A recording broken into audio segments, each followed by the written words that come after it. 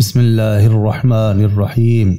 جب حضرت آدم علیہ السلام کے بیٹے قابیل نے اپنے بھائی حابیل کو قتل کر دیا تو چونکہ اس سے پہلے کوئی آدمی مرا ہی نہیں تھا، اس لیے مردے کو دفن کرنے کا طریقہ بھی معلوم نہیں تھا۔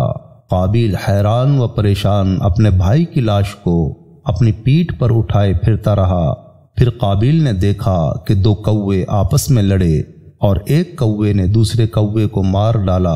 پھر زندہ کوے نے اپنی چونچ اور پنجوں سے زمین کرید کر ایک گڑھا کھودا اور اس میں مرے ہوئے کوے کو ڈال کر مٹی سے دبا دیا۔ یہ منظر دیکھ کر قابیل کو معلوم ہوا کہ مردے کی لاش کو زمین میں دفن کرنا چاہیے۔ چنانچہ قابیل نے قبر کھود کر اپنے بھائی حابیل کی لاش کو دفن کر دیا۔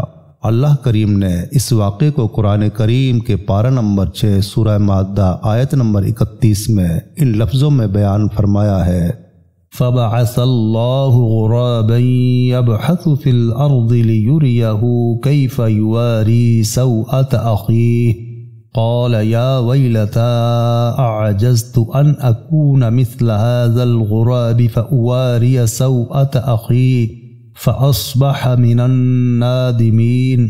ترجمہ و تفسیر کنز العرفان۔ پھر اللہ نے ایک کوا بھیجا جو زمین کورید رہا تھا تاکہ وہ اسے دکھا دے کہ وہ اپنے بھائی کی لاش کیسے چھپائے۔ کوے کا واقعہ دیکھ کر قاتل نے کہا: ہائے افسوس، میں اس کوے جیسا بھی نہ ہو سکا کہ اپنے بھائی کی لاش چھپا لیتا تو وہ پچھتانے والوں میں سے ہو گیا۔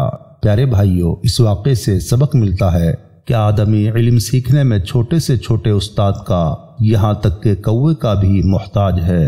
اس سے یہ بھی معلوم ہوا کہ انسان پر اس کی دنیاوی زندگی کی راہ میں جب کوئی مشکل درپیش ہو جاتی ہے تو اللہ تعالیٰ ایسا رحیم و کریم ہے کہ کسی نہ کسی طریقے سے، یہاں تک کہ چرندوں پرندوں کے ذریعے مشکلات حل کرنے کی راہ دکھا دیتا ہے۔ واللہ تعالیٰ اعلم۔